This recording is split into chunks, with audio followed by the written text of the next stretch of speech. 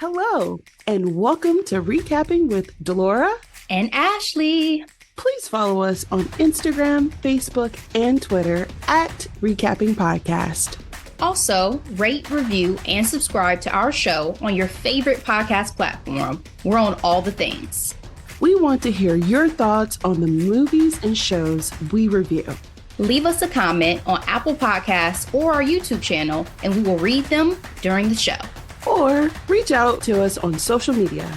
We love talking all things entertainment and pop culture with you. Thank you guys so much for listening. Thank you. Hello, hello, hello, Delora. We are back for another recap. Yes, we are. I'm excited. And we have a special guest, one of your longtime friends, who is joining us for today. Whoop, whoop, whoop, whoop. I'm so excited. She's a friend of the pod, day one, literally. You've been giving us tips and advice along the way. We have Kalia. Welcome, Kalia. Thank you. I'm so happy to be here. I am so proud of all the work that you guys have done. I always talk about being a day one fan and follower, and I just love being in the DMs like, hey, you guys, are you going to recap this? What's coming up? What do you think about this show? And I'll say the recap that we're doing today, I was so looking forward to when it was going to be published because I was like, I can't wait to hear what Delora and Ashley have to say about this. And then it's even better. You asked me to join you. So now I get to be here live. Yes. So thank you for that. Of course. When Delora said that you hard binged it, I said, oh, we got to have Kalia back to join us to chat about what she loved, liked, didn't like, all the things. So let's start off with the official intro, as we usually do. I know we just mentioned it, but guys, this is a recap today of Netflix hit series Nobody Wants This. 10 episodes, still holding strong in the top 10 US TV shows right now. Quick summary. An agnostic sex podcaster and a newly single rabbi fall in love, discovering if their relationship can survive their wildly different lives and meddling families. This series is created by Erin Foster, a real life podcaster who has a pod with her sister. And we have the cast. We have Kristen Bell as Joanne, Adam Brody as Noah, Justine Lupe as Morgan or Loop, I'm not sure, Timothy Simons as Sasha, Jackie Tone as Esther, Emily Arlook as Rebecca, and Sherry Cola as Ashley. Reviews. Go ahead. Erin Foster is David Foster's daughter. Yes, they're both his daughter. They're his daughters. What am I trying to say? They're both his daughters. I was like, she looks familiar. And I was like, their dad is the David Foster. Oh, yes, they appeared in his documentary. They appeared in the documentary. Yes, yep. So we were talking about documentaries lately, y'all. So if y'all listen to last week's episode, we talked about the great Quincy Jones. And I think both of them are on Netflix. So you're welcome. All right. Rotten Tomatoes gave this series 94% critic score, 85% audience score, and 76% of Google users gave this series a thumbs up. Kalia, as our guest, what is your grade for Nobody Wants This? I give it a solid A. I think that it does a great job of what it's meant to do in being a lighthearted, easy to watch show. I thought that the writing was excellent. And I thought it was just, laugh out loud, like funny. It didn't drag on. It was a perfect amount of space. I will say this show coming out ahead of holiday season, I don't know. I feel like it might have ruined like holiday movies as my escapism coming up because it was just so good. All the rest of those, I feel like they're just going to be a little bit too cheesy or a little bit lackluster. The gaps that you tend to like look over and we're like, but nobody wants this. They did this right. You can too. So that's fair. I love High it. Praise. Mm-hmm. Delora? That's a great question. Okay. So me being a self-proclaimed romantic, I love romance. I love rom-coms, movies, books, Anyway, I can get it. It's giving a B for me, only because I did not like Kristen Bell character like much, and I'll explain it when we talk about it. But it was fun. I laughed out loud multiple times. The chemistry was chemistry, and um, I just needed Adam to like shave under his neck just a little bit more, please, and thank you. And I would have been sold because I love a good geeky moment when it comes to what we call an MMC, main male character. You know what I mean? But I think that was just, there we go. How about you, Ashley? It's a solid A for me as well. Again, I loved this bubblegum television show. It gave me exactly what I needed. I had no expectations. I remember when I first saw it pop up, I thought it was a film. I didn't even know it was a show. So I was delightfully surprised when I started and it said episode 1. I said, oh, we have time to sink our teeth into this. We can breathe in this relationship. Yes. Yes. Let's do it. And then the chemistry was definitely chemistrying. I know this is not the first project that Adam Brody and Kristen Bell have been in together, but this was definitely, I feel like at the age that they're at, I feel like Adam Brody has come into his He's a man. Manliness now. He's a man. He's not Seth Cohen anymore. Talking about the beard, he's like, I have it, so I'm going to let it grow. And I really enjoyed him. I enjoyed both of them. I think it was interesting, too, to see this dynamic with like religion in play in this series. Yes. So I don't know. There was just, it gave me enough where I was invested and excited to move through the series. And at the same time, it was never so heavy that I was like, I need to take a break. Like, this is emotionally taxing. So it gave me what I needed. And there's girlies with podcasts, what I mean? So I feel like we talked about this before about like, for certain projects, we should have on like subject matter experts. We are the subject matter experts on this one, darling. So we are. Here we go. All right. So spoiler alert as we get into the good of the series. Our leading lady, Joanne, as we mentioned, podcaster for a living. I wrote in my notes, manifestation, because give us our check. Literally, like that is all she does is sit on the couch and talk. When she said the world is my office, I was like, yes, ma'am. That sounds great. That sounds fantastic. I'm not going to lie. It took them maybe until the second episode, but I'm like, this is giving real Call Me Daddy vibes. You know what I mean? I mean, for sure, that was the flow of the topics and like but I mean, I never was a fan of Call Her Daddy and still not, but there was a co-host with her originally, right? So it was before that she girl to girl dynamic. Check. Yeah. $60 billion. Yeah. Goodness. Yeah. I think they noted that podcast on the show. They do. Talking about whether, they do. When they talk about the name change, potentially. Yep. Her and her sister, like we talked about as far as just topics in general, it's relationships and it's sex, right? And so a lot of their lives are what they put into the show. It's not like they have different people they're stealing from. No, they are the central point and focus of their show. And so Joanne, when we first meet her, she's ditching a date after 30 minutes because he's still raw about his grandmother passing away decades before. Would this be a deal breaker for y'all if y'all were still in the dating world and you met a man who was crying on the first date about his grandmother? I wouldn't say it was an automatic no-go, but the idea that he had his grandma in his profile pic to me was an automatic red flag. And I'm just like, you need time and space. And this is just not our time. I don't know if there was going to be enough time. The way they made it, I'm not sure if there was ever going to be enough time for that man to be okay. What about you, Kylia? For me, I don't know if I would just walk out. I feel, because that was rude. A little bit more, a little bit more polite than to just get up and just walk out. Like, all right, I'm gone. But yeah, as far as long term and seeing the relationship grow after something like that, might be a one and done type of date situation. For sure. Yeah. And I'd like to also add, I think this is why I probably didn't love Joanne that much, because she did things that I would never dream of doing, like walking out on a date, ghosting people.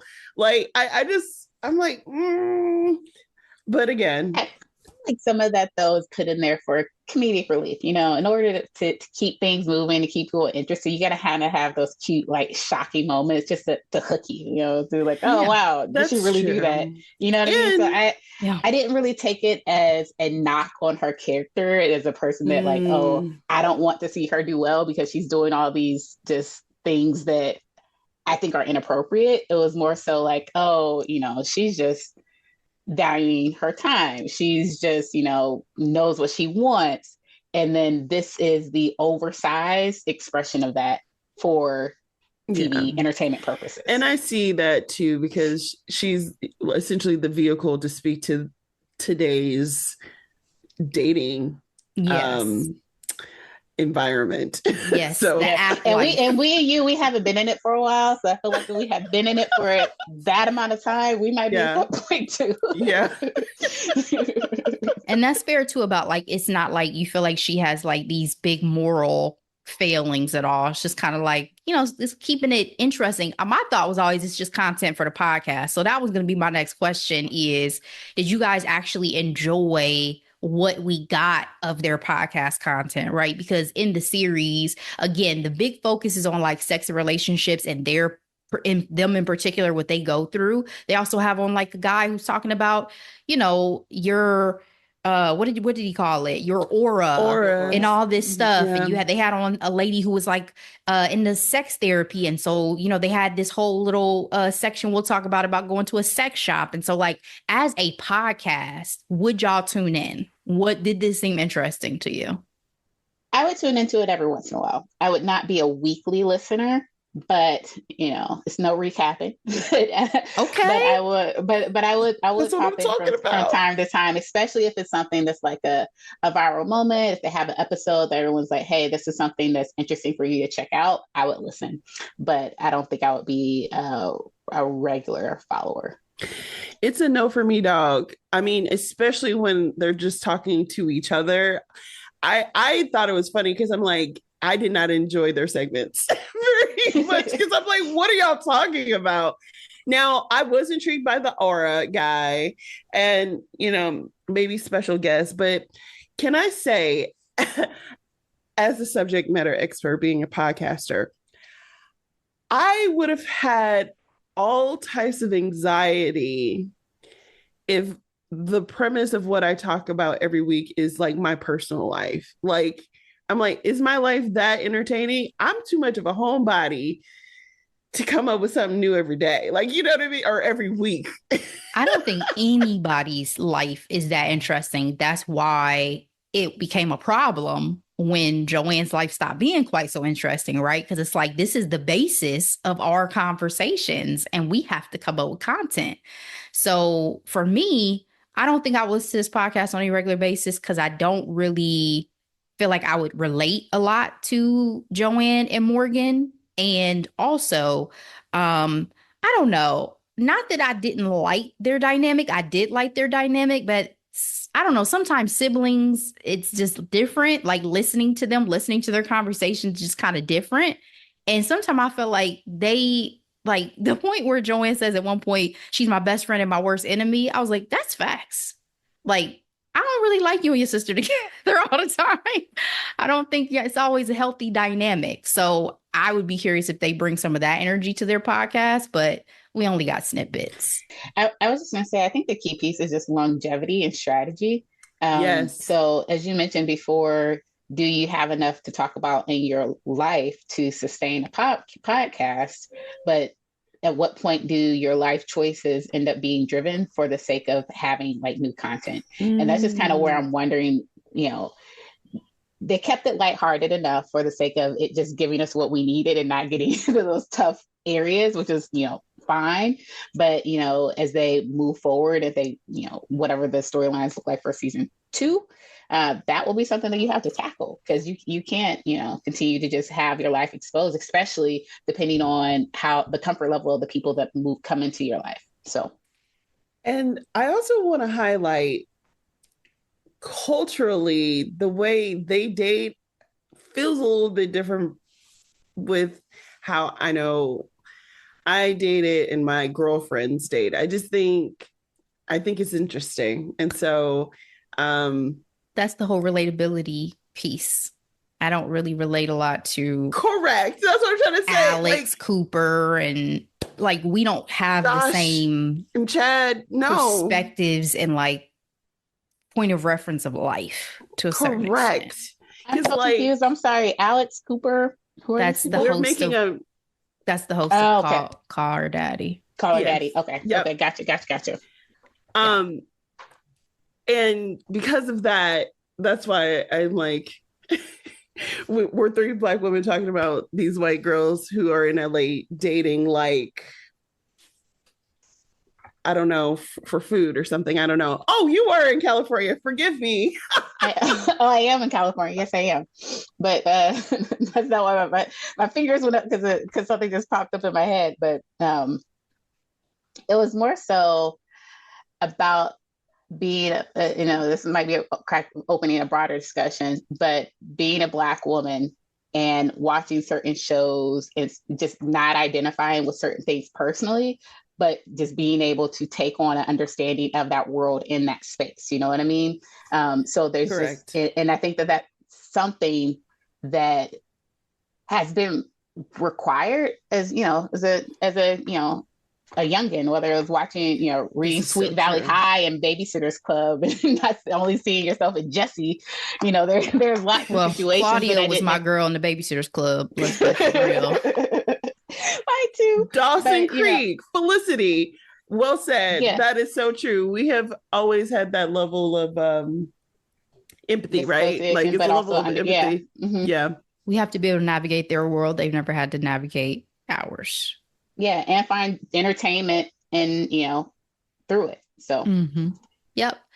All right, well, let's move forward into Noah. So our leading man, Noah, when he's introduced, we're meeting him, his older brother, and his girlfriend, Rebecca, at the time. They come in the house, casual. She's fixing plates, doing her thing, and all of a sudden, he's like, what is that on your finger? This girl then popped up wearing an engagement ring that he had locked up in the house and had not given her yet. This was a new one for me in all of my TV and film watching. Like, yes, women have found the ring, but never have they gone ahead and put it on a finger and said, "Oh, we engaged. You can skip the proposal because baby, we engaged." I said, "She is cuckoo for fucking Cocoa Puffs." Was this a deal breaker for y'all? Like, as a relationship, would you, if you were Noah, been like, "Girl, you ain't the one"? Because what? I can't imagine what was going through her mind, and I can't imagine what loops he went through in order to reconcile what was happening in that moment. I definitely would have seen it as a deal breaker because, and I guess I say that, not that, I mean, I didn't propose to my husband, but I guess I could have, but either way, the person that's doing the asking, if it was so important for her to get married, then she should have asked. Like if it was a point in which she thought that they were ready to get married, she should have asked versus taking that question and just assuming. Because that's fair. He may not have been ready that day. You know what I mean? She could have absolutely proposed. Absolutely. That's fair. That's a take I would not have come up with, Kylie. That's for sure. I'll say I came up with it live right now. but I was just thinking about the fact that she took that question from him.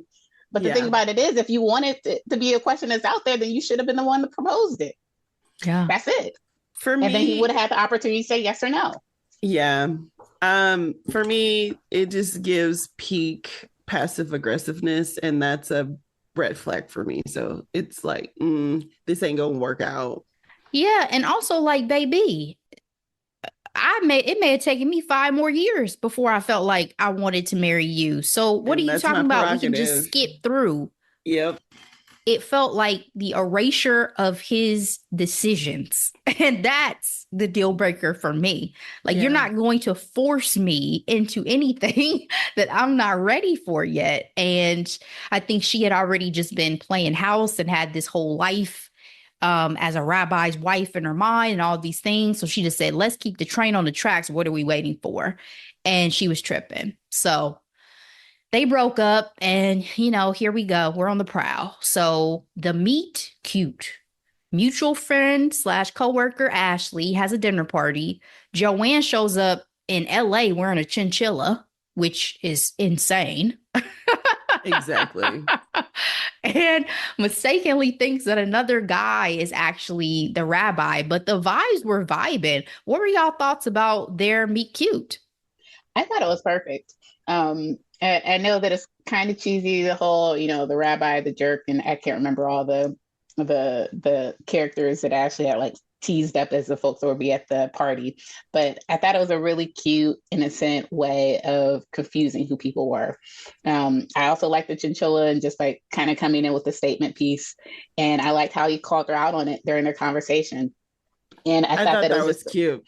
Mm-hmm. And I also like just the relatable moment of opening the bottle of wine and getting the cork stuck in there, because that like happens all the time. Yeah. It's just like, oh, there's still maybe a little bit of cork in there. It's okay. But I thought that overall it was very relatable. It was charming, and I loved it. When he called her out saying, "Oh, you're vulnerable," and she's like, "What?" And he was like, "You walked in and you didn't feel special enough, so you had to wear that coat." I was like, "Yes, sir, call her out on her sugar honey iced tea." And similar to what Kylie was saying, it was cute, it was endearing, and that's what you get for making assumptions. Do not make assumptions. But I also thought it was very hilarious when he was like, when she was like, "You're the rabbi," and then he's like in the middle of a puff pass, and he's like, "Yep, that's me." Well, even later he's like, "I like to play up the bad boy Torah vibe." I was like, what are we saying, Adam Brody? Like, he was just very charming, and and humor get you everywhere, right? Way. Like, even just the fact when she first came up, he was like, "Are you okay? Because you just walked in here. You don't seem okay." Like, for that to be how somebody talks to you when they first meet you and you are a stranger, I was like, that would be so disarming for me, because I just love when somebody is already so comfortable with you and they don't know you yet, as strange as that may sound, especially if you're already like attracted to them. And it's just that's funny, because I have a girlfriend who hates have a rapport. Oh no, I love it. Like, she was like, "You don't know me." Again, there's a time and a place. Like, if there's already, we know we're attracted to each other, and then your vibe is already like, oh, okay, we got a banter. Come on, you got me. Let's go. But Joanne was trying to live a better romantic life. She was trying to make healthier decisions, and she felt like, yo, this was cute, but this is not what I'm looking for right now. Do y'all feel like that her trying to pursue a man of the cloth would have been a bad decision? Because I was like, wouldn't he actually be a good guy in this scenario for you to potentially like? What did y'all think about that? Because I was a little confused. I think she was self-aware. So you think she already didn't think she was good enough for Noah? I think that, yeah. Okay. Yeah. And I won't say necessarily good enough. I think she might have saw the conflict coming. So I don't necessarily want to say that she felt that she didn't measure up in any sort of way, but I think she could say they were from two different worlds, and those two different worlds typically don't mix and typically don't work out. Thank you for that distinction, because to your point, I don't think Joanne had low self-esteem. I think her family tried to make her have low self-esteem and feel eventually like, he's a better person than you. But to your point, what the conversation was is that Joanne does not believe in God, right? And so you're talking to a rabbi. And guys, anyone who's not really, paying attention to the Jewish faith, essentially he's a pastor. You know what I'm saying? If you're in the Christian faith, this is the leader, one of the leaders of the church, and he comes up to you and you're like, actually, I don't even believe in God. So yeah, I'd say that'd be a conflict if we're trying to, get together. That's a tall order for people who are in the same religion. Exactly. I have a being a first lady who married a pastor, and she told me what it was like in the early days. Like, oh my goodness, what am I wearing? How am I standing? How, you become very Honey, I'm a self-conscious in PK. some way. You ain't got to Yeah. tell me my mother Oh, was a pastor's wife. exactly. Okay, I've Exactly. seen it firsthand. So yeah, it would be. You have a very high bar. At least it used to be. I don't know how it is today. Used to be a pretty high bar. Used to be. So if he was just not that into Joanne, I feel like her next move might have been doing a lot, because she gets a text from Ashley while she's out on a date, just basically saying that he's asking about her. And she pops up at his temple for his sermon he was doing on a Friday night. But this is a different rom-com. He was feeling it. He loved when he saw her in the back of that church. He had to pause his words for just a minute, get himself together. Side note, I really enjoyed his sermon. I don't know how you all felt about it, but I was like, that was a word, Noah. Okay, amen. I was too busy freaking out. Like, this sis is in red. Okay. She Like, looked talking good about though. standing out. She With looked a little good, though. midriff. Yeah, With the she looked midriff. good though. Exactly. She looked good though. Obviously, Noah's the only one who was excited, because his mother immediately called her what I thought was bitch. She called her a shiksa. I had to definitely look up some of these terms because I I'm think like, we all did. What she call her? For those who did not Google, that is just the phrasing for a non-Jewish woman, but it definitely sounded like a slur, the way that it rolled off of his mother's tongue. It did. And Noah's sister-in-law, his brother's wife, also not a fan. She's besties with Noah's ex, Rebecca. They end up leaving, going to a bar. She tracks them down, okay? Honking outside the bar loud. This leads to a whole family intervention. Were they being dramatic with this intervention at Noah's house? Like, he literally had not even gone on a real date with her yet. Maybe because this is just how I feel right now in the state of politics. I don't blame him. Like, who is this chick over here? Like, I know love conquers all, and it can conquer adversity, including differences in religion and race and ethnicity and all that. But who this blind chick over here? You just broke up with your longtime girlfriend 2 seconds ago. Is doing a lot, sir. Figure it out. Yeah, I'll say that I think in this show they try to make it, they play it up again just for entertainment purposes. They play it up for entertainment purposes just for it to be a thing. But the actual having the conversation. So I don't remember the whole content of the conversation, but I think having the conversation was warranted. I think if you think about the fact that this is a family member that has demonstrated that they want to be leaders of their church, their family, and community, and there's a lot of pressure and expectations that come with that role. So when all of a sudden something happens that shifts, that causes there to be, some thinking that, hey, our expectations and where we're thinking we're going is not the path that's actually happening, it's going to cause people to be a little bit scared, concerned, or feel a little unsettled.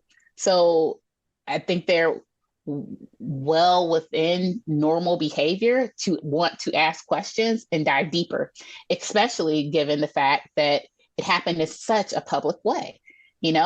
There was this moment where there was this breakup, which clearly has gotten around the whole, community, because after service, everybody's coming up trying to introduce, him to their daughters and telling them their life stories and all this setup. So it's like, oh, we had the expectation that this wasn't happening. So if that's not happening, the backup plan is that you're going to get with one of these people that's been waiting in line.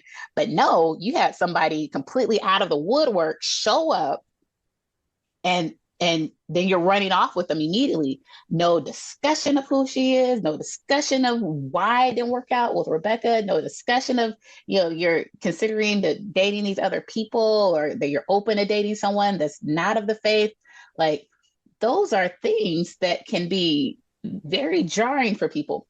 So I don't remember the exact conversation or how they discussed it as a family in that intervention, but the fact that there was a discussion to be had, I think that, that makes sense.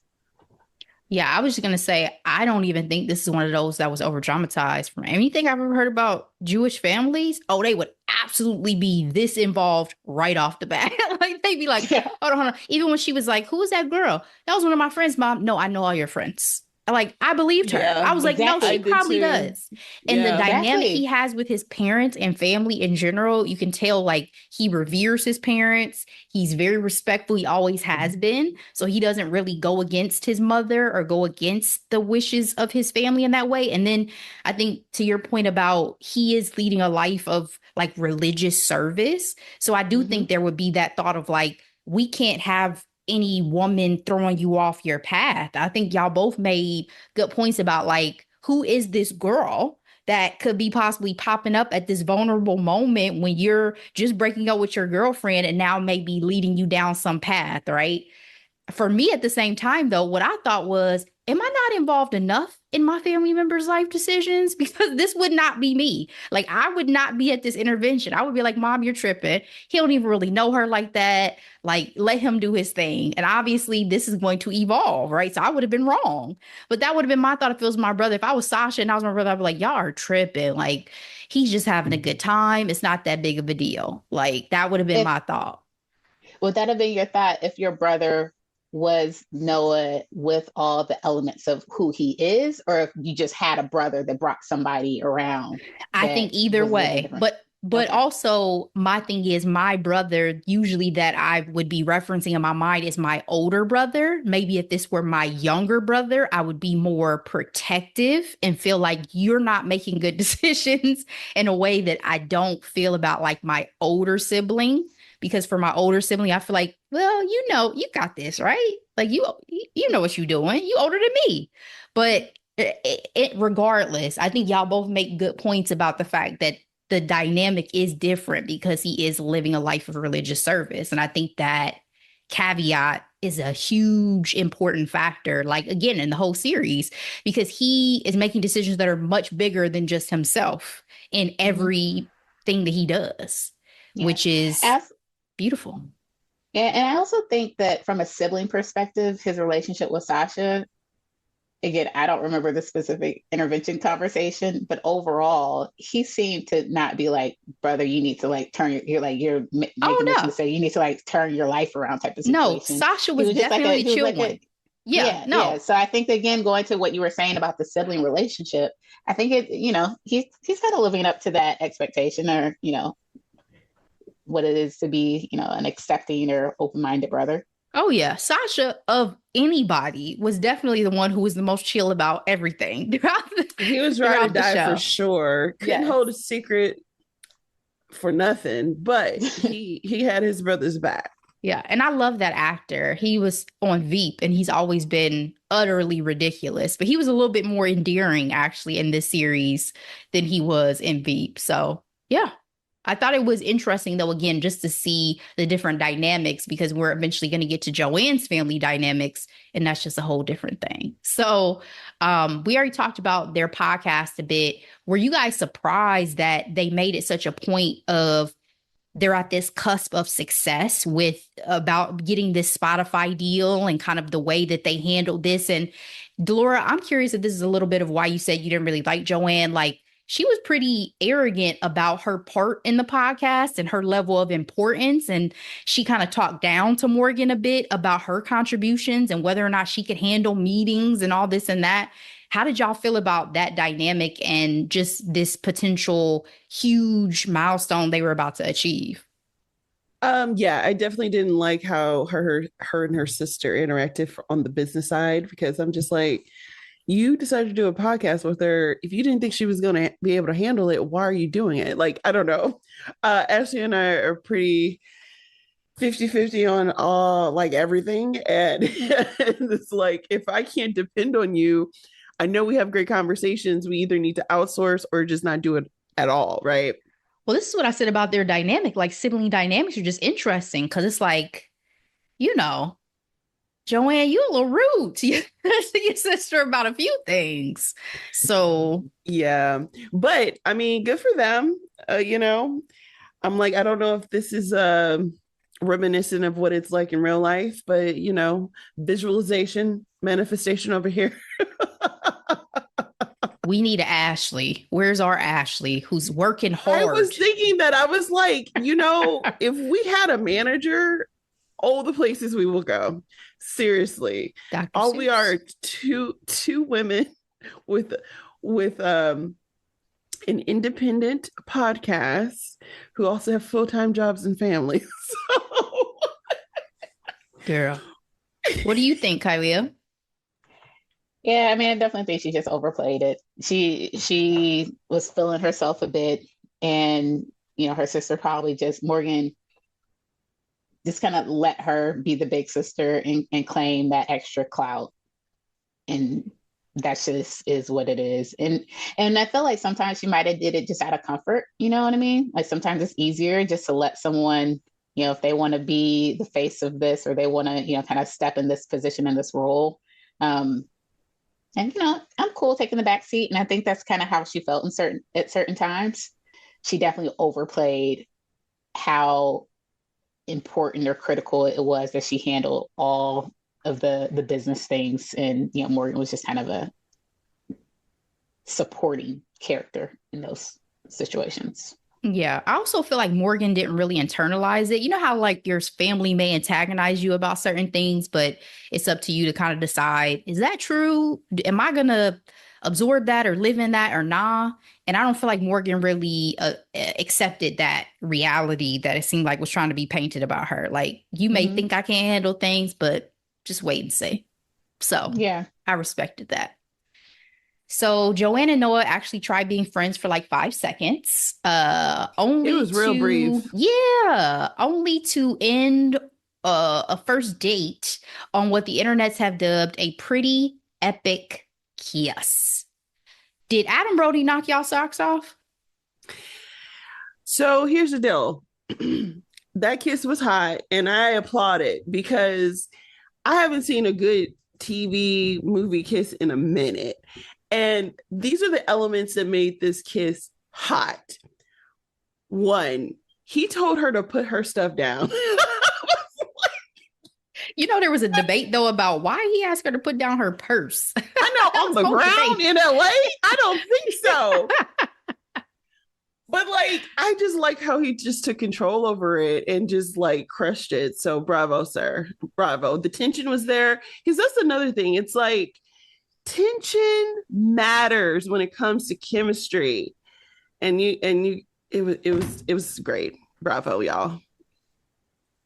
Yeah, I agree. I agree. I think the multiple steps and the possible awkwardness that could come from that, you know what I mean? And the fact that wasn't thinking about it, she just let it all go, like, oh, you're not thinking about the fact that you're putting your purse on this dirty street, because California streets are dirty and nasty. And you're not thinking about all these random steps to get to the kiss. And then it's just this, really magical moment that they have there. And I thought they nailed it. I loved when I found out that it was even surprising for Kristen Bell, because she didn't know he was like going to grab on the side of her face and stuff. So it just added to her surprise in the moment as to how the kiss was really going to go. And I mean, 10 out of 10, no notes. Like, Yes. I said Noah gained her in a cable knit sweater and corduroys. Like, bro, this is, I mean, do your thing, Noah. Does not discriminate. If you got it, you got it. I also love the build up to it too, because I think they were having a whole conversation about the fact that they hadn't kissed yet. And there was just like all that chemistry leading up to it. And then it was like, no, I'm very well aware that we haven't kissed yet. So I thought that the discussion to it made it extra, that's a great point. Impactful as well. I agree. So the way this kiss ended, unfortunately, was with Rebecca having a little accident that her mother tried to claim was life and death, but it wasn't. She just hurt her little wrist. So then you have a scene in the hospital where now Rebecca's family is coming at him as well as his family about, oh, you're going to break my daughter's heart too. And, just kind of still going down the path of like, what are you doing? You should be focused on getting back together with her X, Y, and Z. I put in my notes, Noah is better than me.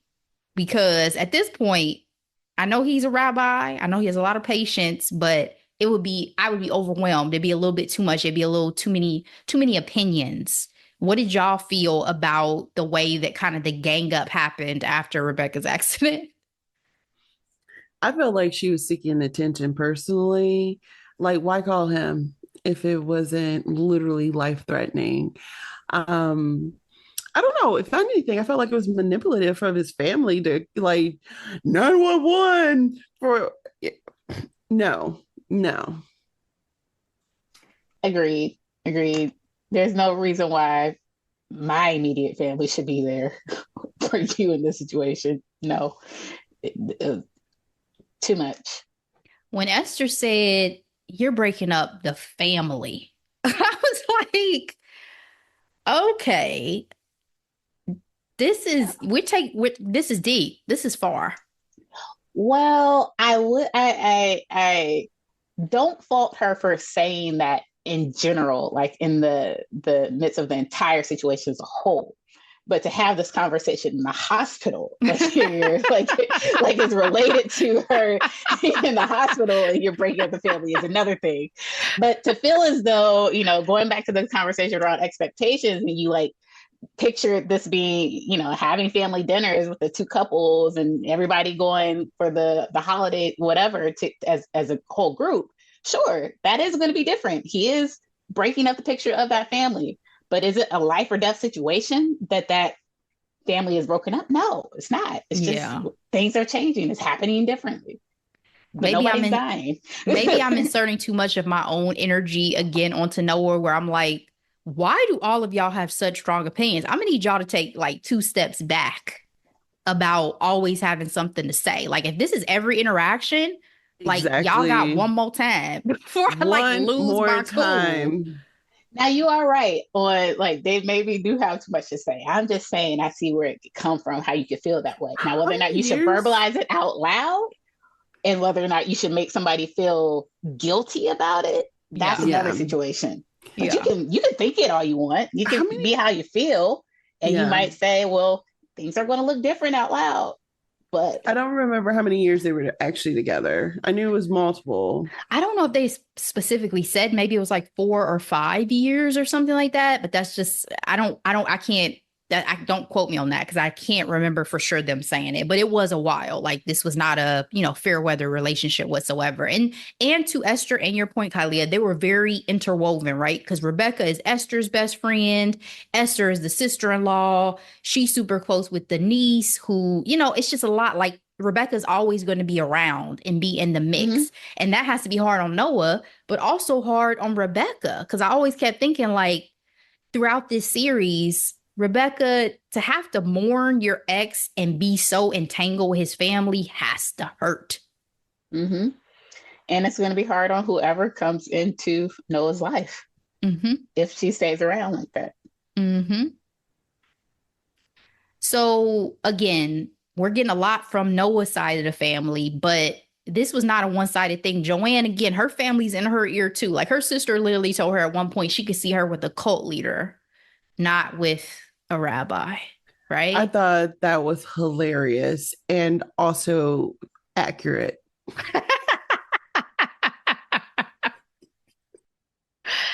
And agreed. Possibly for where she has been in her life and her life choices so far. But I put in my notes, thank God they are grown because, we got money, we got places that we live, we can see each other, we can make our own decisions. Side note, the Good Place fans rejoice at the reunion in this series of Eleanor and Janet because I saw that. I was excited every scene. I was so excited about that. Every scene they were in together, I was like, yes, chef, love it. So Noah was a bit. Janet. So did you ever watch The Good Place? I did. I didn't watch it like all, in a row, but yeah. Remember Janet was like, do we call it, what was the robot? Whatever you want to call computer. Her. Yeah. She was like the presence in heaven that, she had there were multiple Janets, but there was the mainstay Janet that was around as well. So I don't know how else to describe her, but she was a huge character on the series. And she obviously in this gets to be so much different than the character of Janet, which I love as well. Except in the scene where she was like, you go ahead and drink off of mine. I don't believe in germs. I was like, when she said that, I cackled. I'm like, belief? Like, girl, they believe in you. So I don't know. They still exist. What are you talking about? Whether or not you choose to believe them or not. Right. So Noah was a bit out of his comfort zone when he joined Joanne at a sex shop. I talked about this a little bit earlier because they were going to have this sex therapist on. She had her own signature product, the obliterator, which apparently you have to work your way up to level 10. I cackled the most in this episode because, again, obliterator and... Can I just say, the sex shop worker employee, bravo, sir. Bravo. Amazing. He was hilarious. I am a fan of anyone who does their job well, and he just blew me away. Oh, we love a daddy. I was like, bro, how long you worked at? Is this your store? Because you put me at ease, and I'm watching through the television. I can just imagine coming here. I can ask you anything. Knowledgeable, definitely. Yes. And non-judgmental, because you're already coming in possibly awkward. Key. Yeah. Essential to the role. Yes. But unfortunately, there was some awkwardness, right? Because just as Joanne had put on a mask and got a whip for Noah, they ran into a board member from his temple. Okay. I'm like, sis, could you not read the room? I know that mask didn't obstruct all your vision. She rolled up with it. She came in so hot. So hot. And then she put the collar. The collar was already on him. A mess. The good thing is that the board member was having an affair. I mean, I hate to say it like that, but that was the good thing, because otherwise the question is Noah playing fast and loose with his career, right? Like, not only is he seeing a shiksa, but this shiksa got him going to sex shops. And had this gotten back to the head rabbi, because again, Noah is a rabbi, but Noah is up for and hoping to become head rabbi at this temple, which is an important point for the sake of the show and his career advancements. And the question at this point is him just being with Joanne in general a risk for what he's trying to accomplish? Yeah, I mean, I think that one is a risk in that she is not of the faith is one, and then being in these places that are out of character for him, or I guess what could be the expectation of a head rabbi, definitely causes there to be, more concern. It is nice that they were able to like really button everything up by the end of the episode, where you're like, okay, cool, that doesn't become a thing and it doesn't spiral because of the whole, because of the whole affair situation. And even when you talk to the head rabbi later, he's like, oh, how did you get this? I can't remember if it was endorsement or a donation from the guy. A huge donation. Like, a gigantic donation. Yeah. He was like blackmail. And it's like, that sounds likely. And it was a cute nod, and also just like touching on, I'd say the humanity, but just like just nobody's perfect, I guess, situation. But doesn't get into the nitty gritty of what was done and the concern that may have happened if it became so public. Another thing that I noticed and I heard about, I actually sent this to Delora, and I'll say I did not read the article in full, but it was about, the Jewish faith and being sex positive in many ways. For instance, it was an article that talked about the head of Pornhub is a Jewish rabbi. Did you read the article, Delora? Did you see it? I did not get a chance to read it. I just saw the headline and my mouth was agaped. Is that true? It apparently so. I will say I read the headline and I read like the intro paragraphs. It's probably from like a month the or Jewish so ago. Independent. But yes, his name is Solomon Friedman. was ordained as an Orthodox rabbi, but his day job is a lawyer and his passion is making pornography ethical. This came out this year. Is he still head rabbi at a particular temple, or is he no longer practicing? And this is why I was somewhat hesitant to bring it up, because I did not do the full due diligence in reading it. But I will say that the fact that you can kind of be in those two places of being both a rabbi and, leading, running Pornhub is just an interesting dynamic.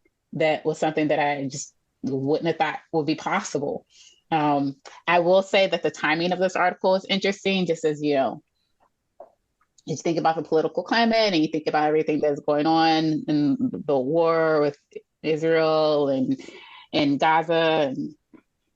And I think that there's probably a desire to put out some articles that maybe pull away from that conflict. And that is that title. And so I'm reading it now. So to what Kylia was saying, it says Judaism is actually pretty sex positive. Most Jewish texts about sex focus on understanding and regulating the act. It talks about that there's passages in their holy scriptures that pretty much says husbands should have regular sex with their wives and emphasize the importance of pleasure and encouraging experimentation. And then they said that Friedman was never a practicing rabbi, but he was ordained in Jerusalem, but then he became a criminal defense lawyer.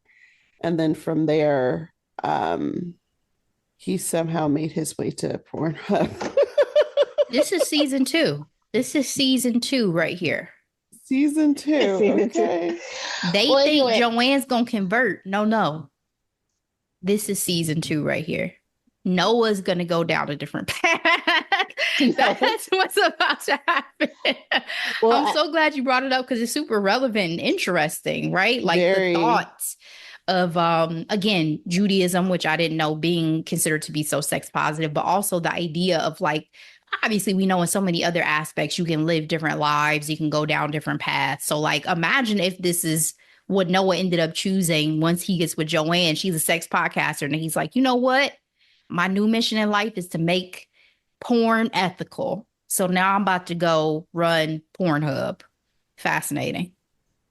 Yeah. I mean, I think that there were a lot of aha moments too about Judaism that came up throughout the show. And I can't remember. It was an education. I agree. Mm-hmm. Yeah. And I remember like when he was talking about like his reasoning to want to become a rabbi, or maybe he was talking about converting and talking about things that, you struggle with as far as, understanding what, God is or who God is and all those things, and kind of living in that space of not knowing exactly what's right. I thought that was, interesting as he's kind of navigating this space and navigating this complexity on balancing his love and religion. Yeah. And you're right. He absolutely talked about how once he got on this path, it gave him greater,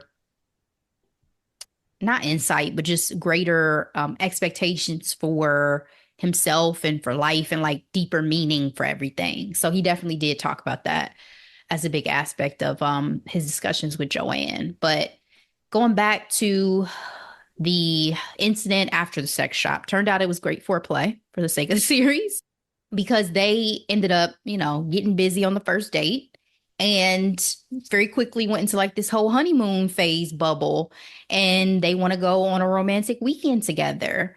And just as plans are being made, Noah is pulled into a work commitment, and Joanne realizes when she decides to attend with him that he's not quite ready to come out publicly as a couple.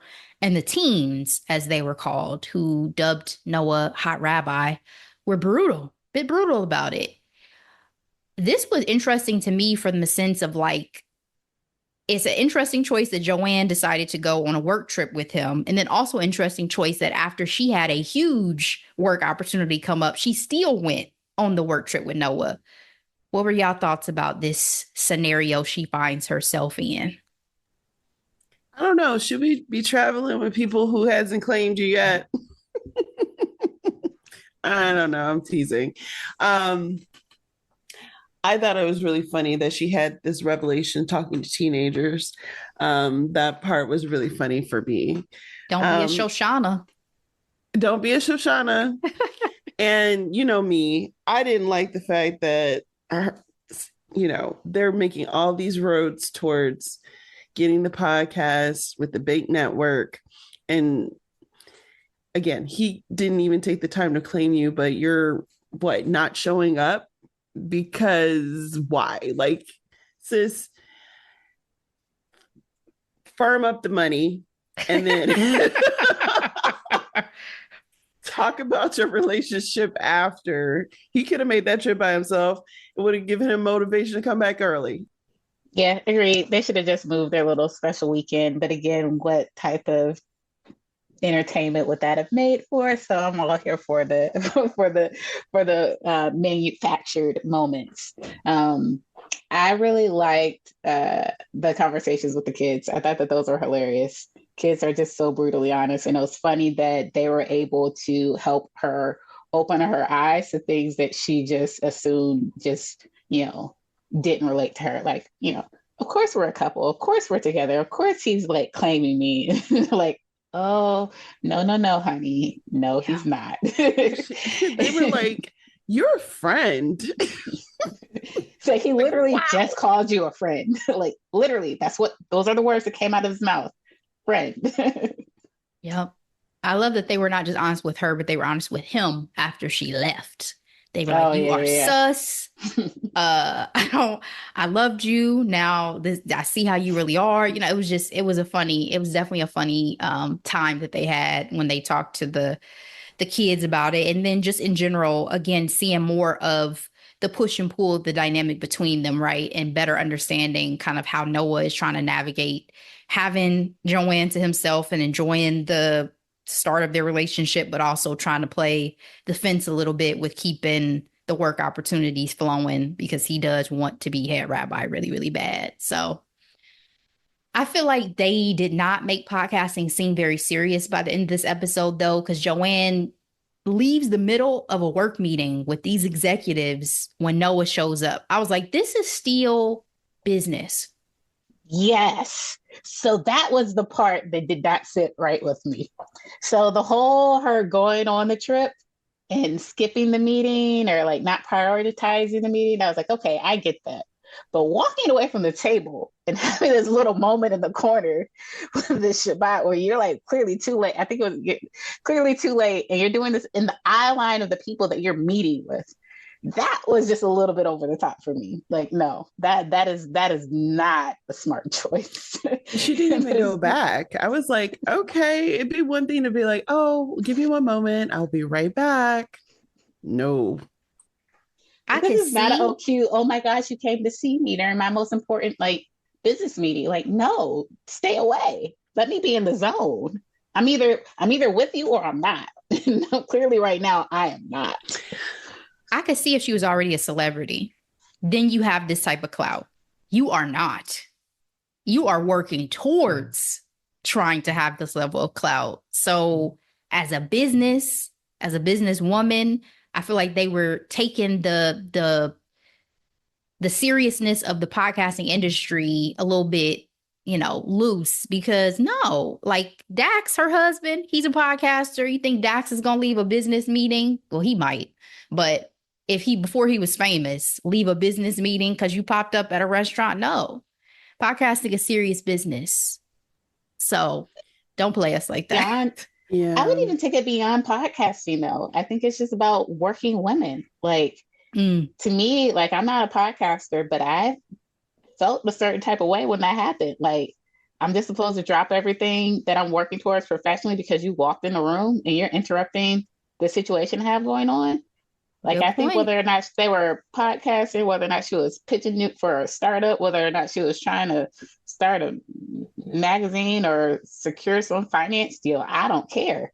Whatever it was, I feel like they would have still had that situation like that for movie purposes. And I just felt it was just a little too much. Like, that was crossed the line for what is acceptable for, you know, entertainment, reality type of situations to me. It was just like, come on. We aren't that flitty as women professionals. No. Good point. I did think it was sweet though. He got her candles. Gave him to, oh. he could have met her at her doorstep afterwards. He knows where she lives. He did that before. Do it again. Yeah. How did he even know what restaurant she was going to be at? But whatever. Mazel tov. He apologized. We're good. Let's move on.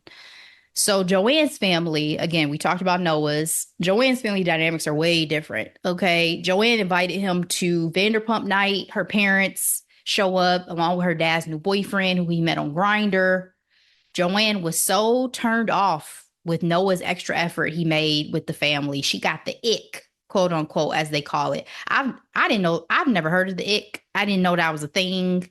I didn't. Oh my gosh, it is huge for Gen Zs. Like I know nothing the about it. ick is just like peak, whatever. Just we used to call it grind our gears back in the day.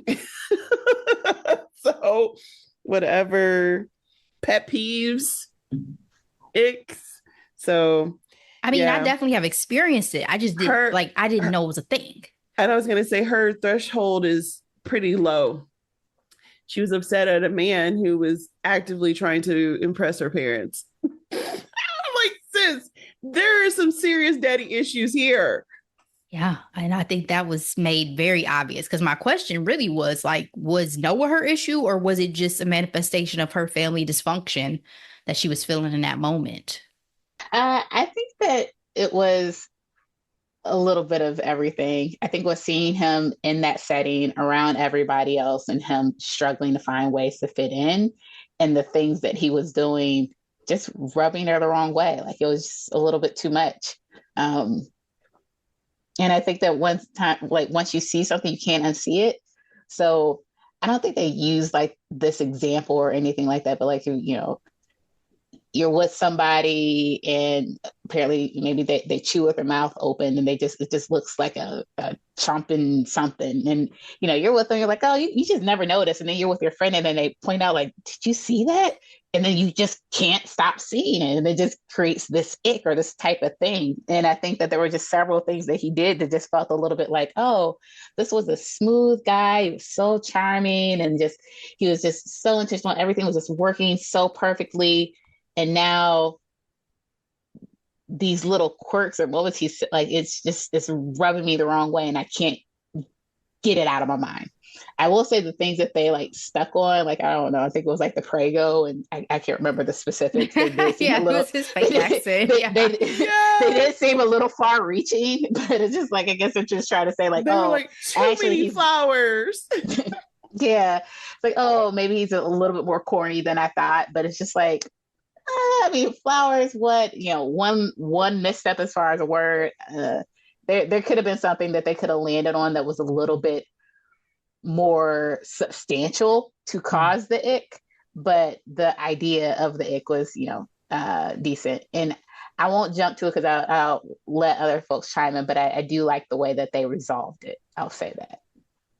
Yeah, I mean, we can go there right now. I was just going to say he came back from it, right? Like, again, I think it was so much more about them seeing their dad being loving, because I guess over the course of their lives, their dad had always been kind of emotionally unavailable. And then once he kind of got comfortable with his sexuality, he's just different. And so it's weird for them to see him be this new person and then also deal with their mother and that dynamic where they felt like their mother has always been a bit too much and she kind of drove people away from her. And, Joanne feels like she may be similar in those ways. And so when Noah comes to her and says, listen, I can handle you.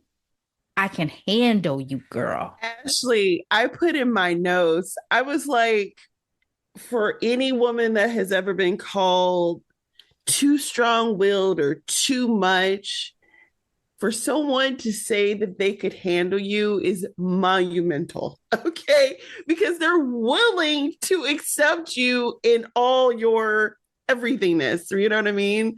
And I think that was more romantic than saying I love you personally. I can handle you.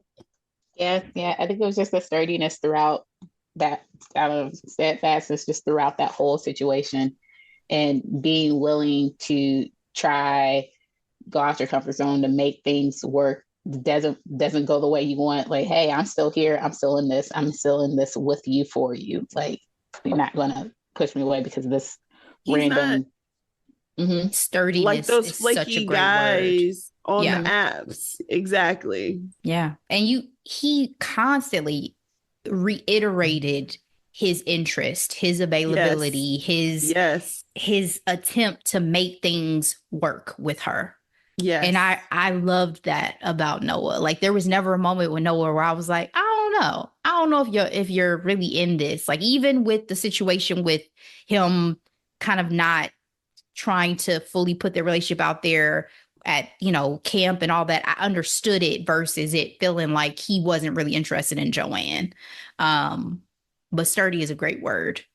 So after family dynamics and all that stuff, then we go on to meeting of friends, right? We have a brunch where Joanne's friends meet Noah. They're kikiing, they living it up. Great time. And then it's time for Joanne to meet Noah's friends, right? She shows up to the intramural basketball game. God bless. And that went well until it was time to meet the wives, or the wags, as she called them, because they're all friends with Rebecca.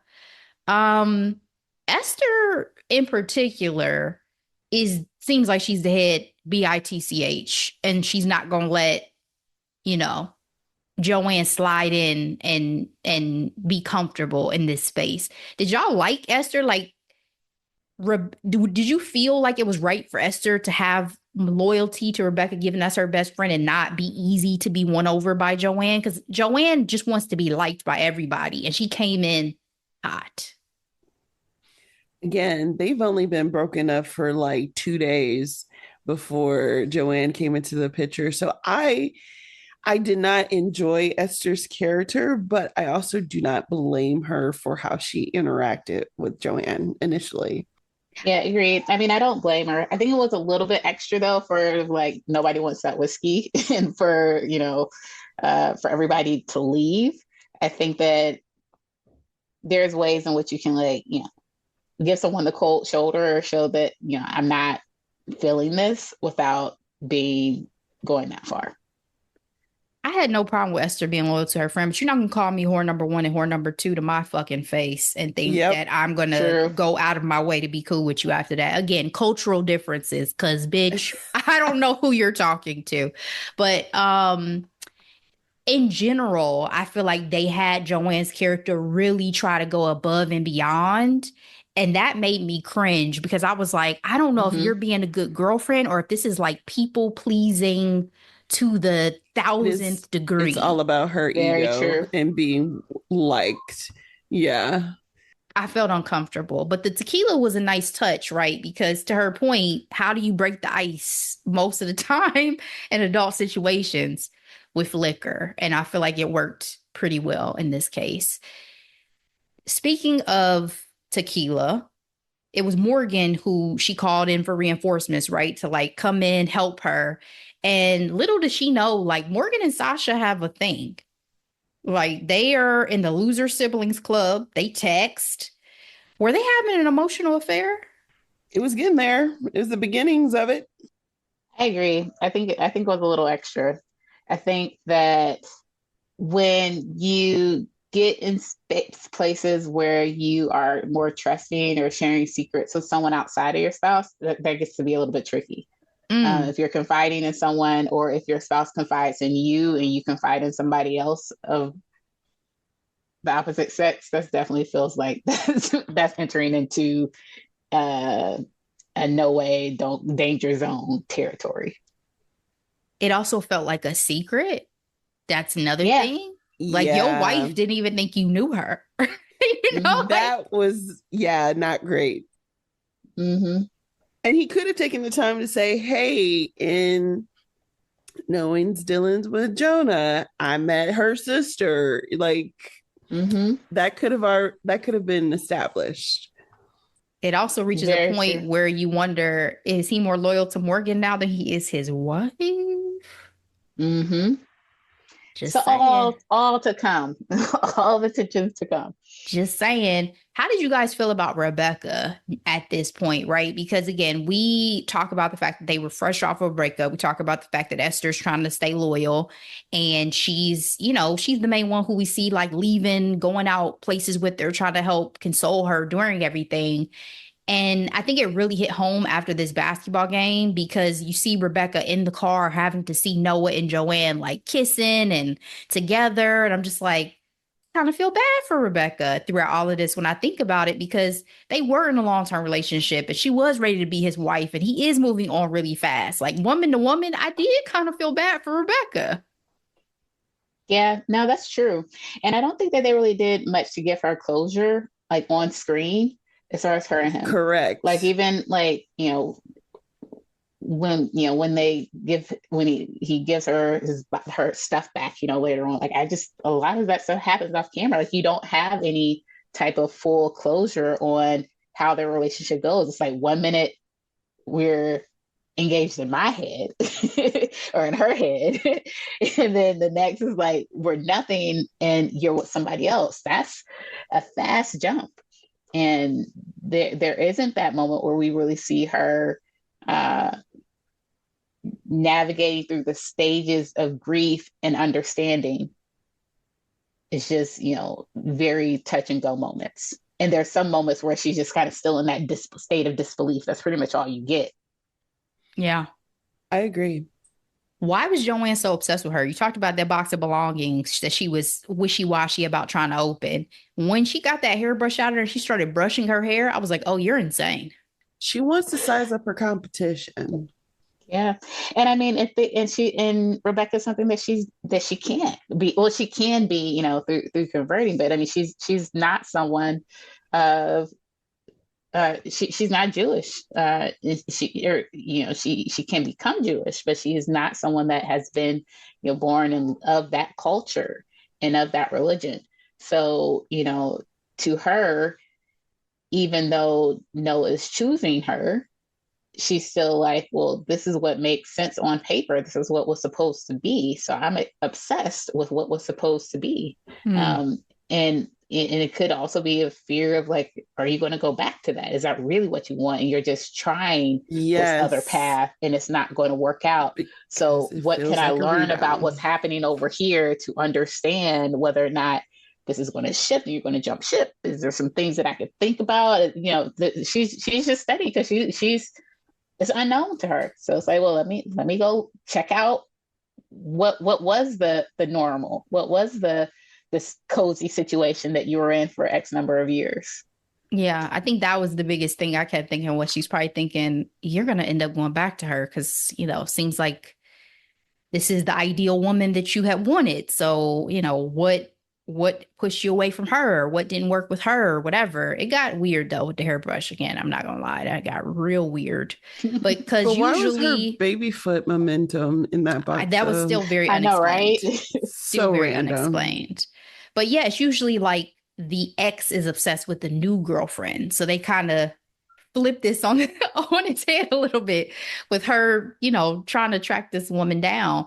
But, again, Rebecca kind of gets pushed over to the side in terms of her feelings and how she's working through stuff until we kind of see this scene where she plays the shit out of Morgan because Morgan thinks that she don't know who she is. They meet at a bar. She lies to her about, oh, Noah's still texting her. They're probably going to get back together. This causes a huge blow up with her and Joanne. Do y'all feel like Morgan deserved this? Because, like, why are you playing this game in the first place? Why even play? Why even do this? Why come up and pretend you Julie and try to get T out of his ex? I think of it in two ways. So one, you play silly games, you get silly you get silly prizes. But then two, I think she was trying to be there for her sister, right? And so what lengths would you go to get the tea? especially if they hadn't met in person. I think it was ill advised considering you didn't think she was going to Google this podcast and your face was going to pop up. Like, you know what I mean? Like, or at least Esther shown her at some point in time when they've been out or something. Like, yeah, easy. Y'all are public figures. Yep. Yeah, I think she did it because she wanted to play a role, you know? Like she talked a lot about like now Joanna is spending so much time with Noah. She has less, less cool content for the podcast. I feel like that relationship is her relationship with her sister is starting to grow a little bit more distant. So by finding a way to insert herself into this whole situation in the form of being helpful was a way to, kind of get some of that closeness back and be involved. So I think that was really what was the driver to it. Like, oh, this is my opportunity. And yeah, it was definitely a foolish way to go about it. But, she was trying to be helpful, but in a way to insert herself to feel good and build her relationship with her sister, in my opinion.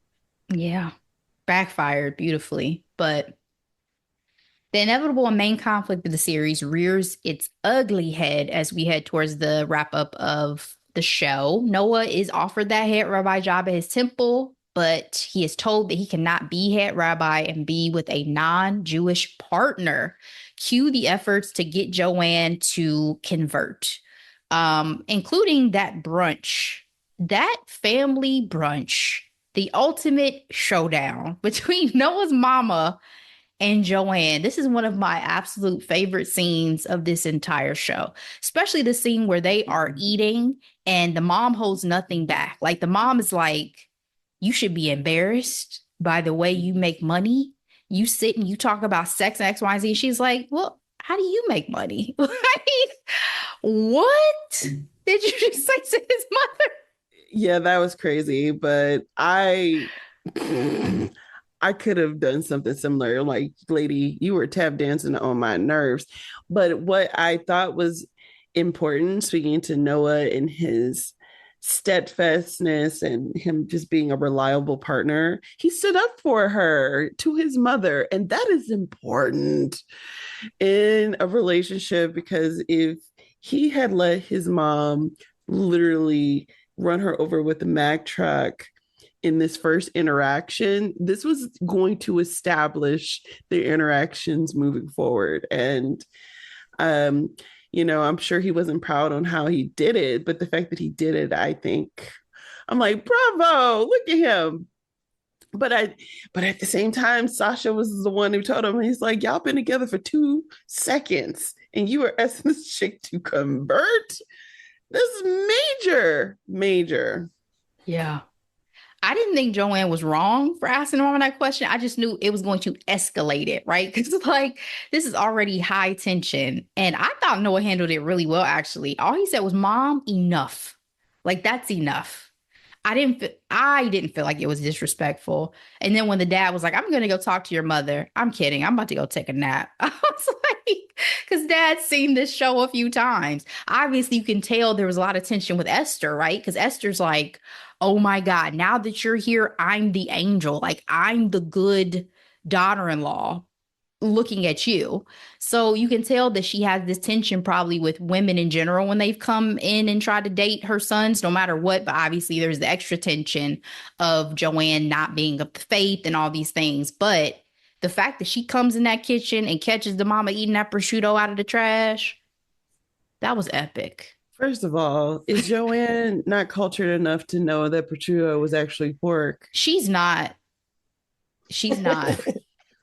But it's okay. I love how you say that with such certainty. Yeah, she's not, but it's okay because I have been Joanne. Charcuterie is a new word in my vocabulary. I didn't used to know what a charcuterie board was, baby. I love it. I love all of it. Give me some olives, a good cracker. I'd seen it, but I didn't know the word for like I didn't charcuterie. So yeah, me and Joanne, we here. But the mom laughing and them kind of being chummy by the end, just for the mom to turn around and whisper, what did she say? What she didn't say a threat. She said, wishing that curse in my ear that you're like, my son's never going to end up with you, sets the stage for our celebration at the end, this bat mitzvah, which I feel like it was only right to end a show about the Jewish faith on a bar or a bat mitzvah, you know? And Miriam, who is Sasha and Esther's daughter, is the one who's going through the ceremony and everything. She's not happy about the theme. She hates it. She hates her dress. She hates all the things. But I thought that party looked dope. I was like, can I go to a bat mitzvah? I don't have any Jewish friends. But somebody invite me. That looked like a good time. So at first, Joanne wasn't going to come. She felt like, again, the mom had kind of put that bug in her ear. I'm not going to play this game. And then inevitably her and her sister reconcile and they're like, you know what? F everybody's expectations, let's go. And so Joanne was on the whole conversion train for like 2 seconds. She was, we can make this work. No, we can do this. Took one little chat with Rebecca for her to think a little bit deeper and realize, I'm not ready for this. I would only be doing this for you, right? Like Rebecca told her basically like, it should be an honor for you. You should be excited about the idea of being, the first lady or whatever they call it, the head rabbi's wife of this temple. Like, this is what I always wanted. And you're going to live out my dream. After a lovely speech and an alleged breakup, Joanne leaves. But Noah follows her. And these crazy kids are allegedly going to try to figure it out. Is there any hope for them for a season 2 if Joanne is not going to convert? Oh, I think there's lots of options. You guys teed up some ideas of what could happen if Joanne converts and some alternate career paths for Noah. So, we can see what that looks like. We can also see, at the end of the day, it does make sense that she takes longer to think about her decision to convert. So it could go the route that she decides to convert and what that looks like for him as, through that process, or what that looks like for her through that process. And so I think that there's multiple paths because at the end of the day, she said, I'm not ready to convert. And he came after her. So that means that he wants to continue this and he knows what that means. So but he also ends with saying, I can't have both. I know, but he can't have both now. Doesn't mean that this head rabbi opportunity might not come later on. It may mean, hey, I need to see how this whole relationship plays out before, I make, this commitment from a career perspective. There's lots of ways. But I think your original question, though, was, is there a path forward for them if she doesn't convert? And right now, she is not converting, and he's trying to push that path forward. So it's TBD on what that path is. And TBD on how long it lasts. I was a little saddened of him like, oh, I might not want the job because I want to be with you. That kind of breaks my heart a little bit. So hopefully they can figure it out. Rooting for them regardless. I'm sure it'll be interesting which pathways they'll take. I think when it comes to making big changes, like potentially him walking away from being the rabbi of the temple, you don't want it to breed resentment later. So that's the thought process. And I'm just like, we want to be happy and employed and fulfilled together. So again, he's a good one. He's a good guy. I do like that about him. No spoiler alert. I don't know if art is exactly going to imitate life, but the series is based on Erin Foster's relationship with her husband, and she did convert to be with him. So we will see what inevitably happens. Do you guys have any hopes for season 2? What would you like to see? Because we are greenlit already for a second season. What would you like to see? I would like to see a little bit more inner tension on Noah's side where it's not just the pressure on Joanne. Like I felt like, it was a lot of her feeling pressure of converting, fitting into his world, showing up into all these spaces, making these choices when it came to like her career and back burner and like kind of dealing with that. I didn't feel as though there was a lot of that happening for him. And I think that, just kind of going through this discussion tonight, it'll be nice to kind of see that flipped on his head a little bit more, and seeing him in that space of being a little bit more uncomfortable. I get it was like the one episode with the whole ick situation, but outside of that, he really didn't, there wasn't really much asked of him in this season. Um, he did, he did do a good job showing up as a good person. So maybe that's why we didn't really ask much of him. But, he was checking a lot of boxes and we were, everyone was swooning as we were watching the show. But I would like him to be pushed a little bit more. I would like to see more interactions with his family. I'm also interested to see Joanne and her sister's podcast journeys and whether or not her relationship with him is going to be a hot topic and it's going to trend and cause too much attention. And oh my goodness, what are they going to do? I'm sure that'll be a fun episode. And then I also am interested on the Sasha and Morgan dynamic. Like, are they going to make them do something they're going to regret or not? No, I hope not. I know, right? Like, that's the one thing that I don't really. That's one thing I don't want. But it's like it makes it just a little bit too real, not fun. Yeah, it's a little too messy. Like I like the just like the series is what I need it to be. That part I was like, ooh, this is gonna get into like I don't want it to go there. Yeah, because then Morgan really is whore number 2, right? Like that would be crazy if it'll they be devastating really had to an me. affair.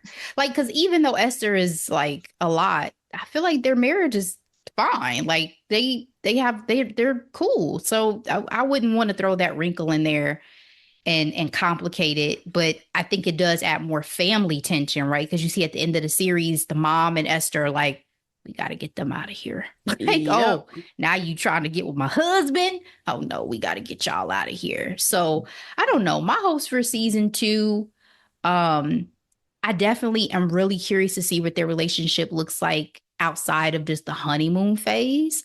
I feel like we're in such an early stage of butterflies and passionate first kisses and will they, won't theys and all this to start. And that's always cute and sexy. But what does it look like on a day to day? What does it look like when you really start getting on my nerves and we have real problems? Like I'm curious how they're going to continue to navigate because they already have these outside pressures that are against them. And like, how are we going to handle it inside when we have our own stuff?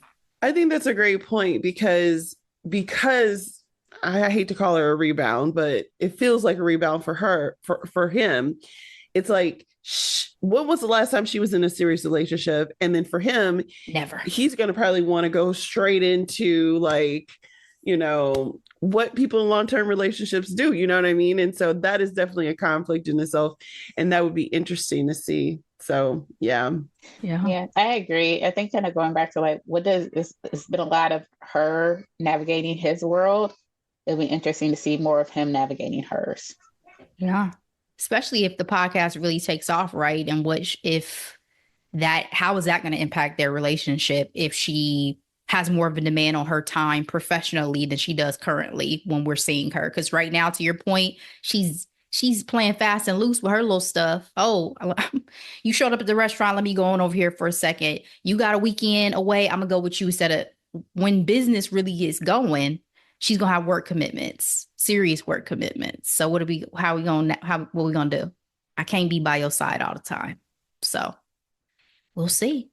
But obviously they'll keep it light and cute because we can't change the tone of the show too much. It would not have the magic. And that's what we like. Now we're going into this era of 47.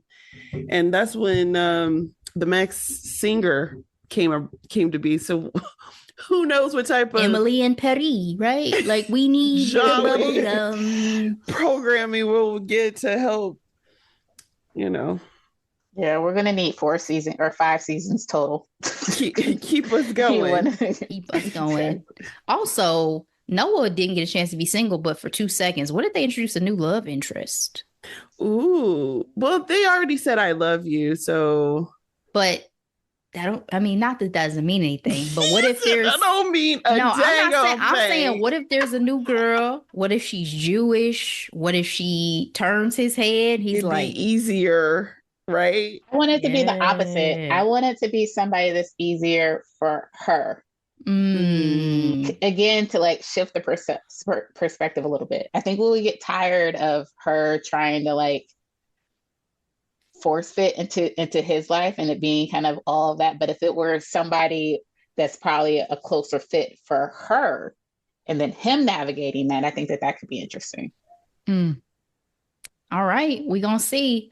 Any other final thoughts, ladies, on Nobody Wants This season 1?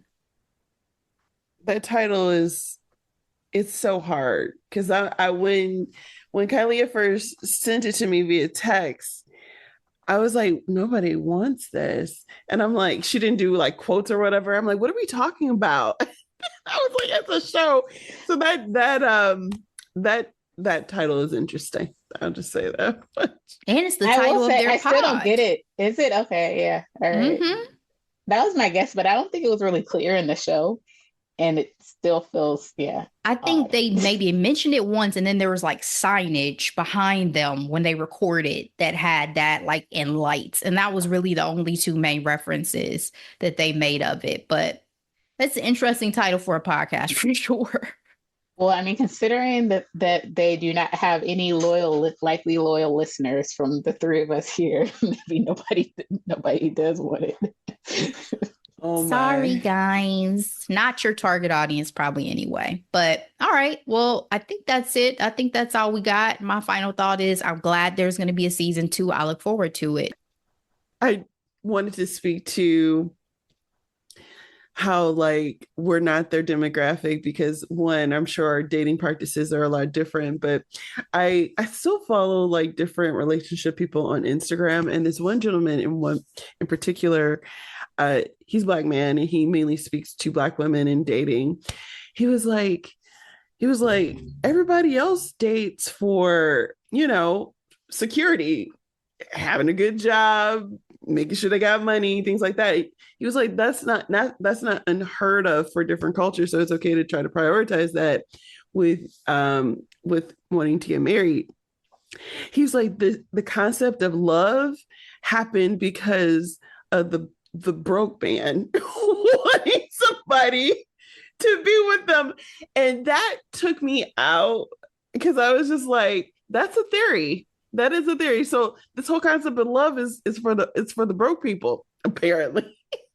Because everybody else is still marrying for, in this example of this conversation, faith. And then again, listing all the qualities to have a life, right? Your occupation, who's your family, having somebody who knows somebody. And so when you bring somebody out of nowhere, it's essentially like thinking of Joanne, it's like, who is this fish out of water? So, And I forgot, I did not mention that at all. They do come from money, Noah's family. So that's another caveat into the dynamic is they come from money. So who is this woman? Anyway, let's move on to Hidden Gems. Delora, Kylia, what do y'all have for the week for suggestions for our listeners? I'll go. I had to quickly like look one up. I realized I have not had a chance to watch many things as of late. But something that's short and sweet. Me and my husband, we've been watching like comedy specials. I said we've been watching and that we've watched one, and I don't think we finished it, but the like 40 minutes ish that we were able to get through the other night was a joy. And it was Sheng Wang, Sweet and Juicy. It's on Netflix. But it's very delightful, relatable comedian. Ali Wong actually does his intro to kick off. And actually, I watched Ali Wong, single lady, Just, they're light, easy. You can pause it if you get disrupted or you're not able to finish it and, pick it back up when you're ready. So nice. That is a good one. Thank you very much. All right. I have two. Okay. So the first one is a book that I read last year. It is the second book of the Shameless series. This is romance. This is a little bit risque. Okay. But the name of this book is called The Intimacy Experiment. And so book one is called The Roommate. Essentially, it's about a girl who moves out to LA, doesn't have much. She roommates with her brother's friend. She finds out that he's a porn star. And it's like a whole world that is open up to her. We talking about porn a lot today. And one of the main characters from that book, or side characters from that book, got her own book. And this is the book that I'm referring to, part two. She's essentially a retired porn star, and she's looking to teach, but nobody would give her a chance because of the stigma of her past jobs. And her name is Naomi, and Ethan is a newly appointed rabbi and, a hot single bachelor of LA. And he's looking to bring in new blood into his synagogue. And he thought he would be unconventional and bring in a porn star in to talk about sex education to the community, and romance ensues. So I thought this was the perfect book to go with this particular project because the only difference is she is Jewish. I think she's mixed, but I think her mom is Jewish. So they don't have that issue with, religion, but it is the conversation of he is a man in charge of, of his community. What does he look like having a porn star on his arm type of deal? So very interesting book. Is it the best read of all time? No, but it was a good, I gave it 3 stars out of 5. It was interesting enough. Not everything is 4 and 5 stars, and that's okay. Same with TV and movies. The second hidden gem I have this week is a new animated film. It is called The Wild Robot. This movie is gorgeous. It is visually stunning. The music, I'm talking about the score, is written by my fave, Chris Bowser. I talk about him all the time because he is the genius behind the music for Bridgerton. And honestly, frankly, a lot of TV shows and movies, young Black man doing the darn thing. I cried in this movie because it was so beautiful and it was overwhelming. Lupita Nyong'o is the main character. She plays the voice of the robot, and it's a beautiful story. It got 98% on Rotten Tomatoes. It's well done. So those are my hidden gems this week. Very nice. I have 2 as well. They differ, but the first one is Diplomat season 2. I told y'all I was so looking forward to this show coming back. Season 1 I had to warm up to it. I can't get my words out. But Kerry Russell, I freaking love. This series is on Netflix. We left on a great cliffhanger from season 1. Season 2 does not disappoint. Still a lot of drama, still a lot of politics, still a lot of, things that we're trying to figure out that have happened. But I mean, I would dare to say it's more interesting than season 1 was, maybe just because now we're in the thick of the world that they've created and we're really trying to figure out, where we're going to go with her marriage, with what she's going to do with her career, because there's a big opportunity as a part of the series that's coming up for her in terms of the American government.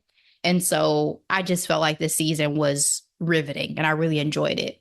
My second hidden gem, children's film on Amazon Prime right now called If. This film was so delightful. From the mind of John Krasinski, starring Ryan Reynolds. It is about imaginary friends. Yeah. I mean, you could laugh, you could cry, you have a lot of feelings. It was delightful. It was magical. I really enjoyed it. And I feel like this is a departure from Ryan Reynolds because he's not his usual Ryan Reynolds, I got to be funny self. And I liked that. He wasn't cursing. Sure. Children's film. We got to keep this PG. But also he had heart in a different way. And I appreciated that. And I enjoyed that. And John Krasinski as well.